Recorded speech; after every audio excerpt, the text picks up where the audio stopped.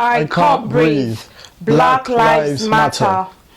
The world broke down in the aftermath of the death and killing of George Floyd in Minneapolis, Minnesota. 4 police officers in discharge of their duty were intentional and reckless when it came to the safety or value of Floyd's life. How a person could be so callous as to kneel on a human being's neck for over 8 minutes without a thought for their safety is beyond human comprehension. His last words, I can't breathe. And indeed, we all can't breathe. Black men and women have become hashtags time and time again, but the world is visibly listening to our outcry for racial justice following the death of George Floyd. As the community started to post on social media, we employed others to do the same.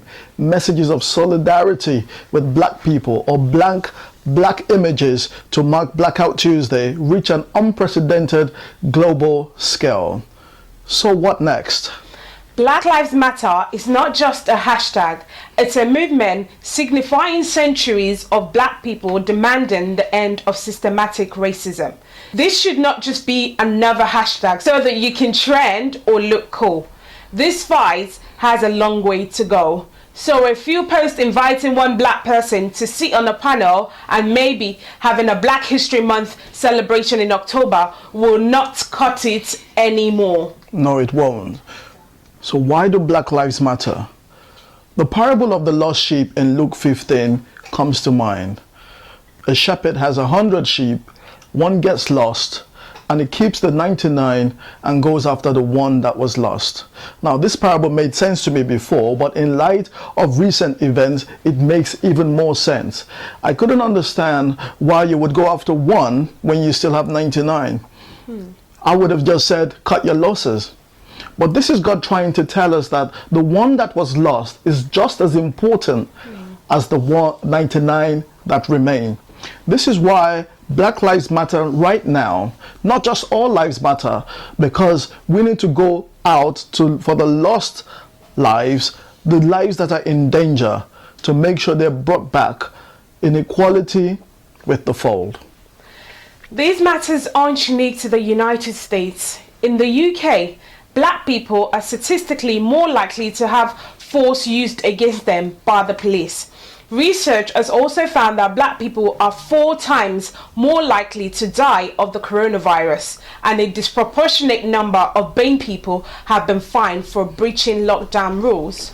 Recently, the Lady Belly Mujinga, a national rail worker, was spat on by somebody saying they had COVID-19 released at work. She later died of coronavirus, with the British Transport Police now saying they are taking no further action. Here are a few things you can do to show that Black Lives Matter now and forever. The first thing, pray. Prayer is our starting point. When we pray, we know God answers. We are praying people. Some of these things is not just physical. We must make sure that we put it to God, who is our creator. The next thing you want to do is fix it in your heart.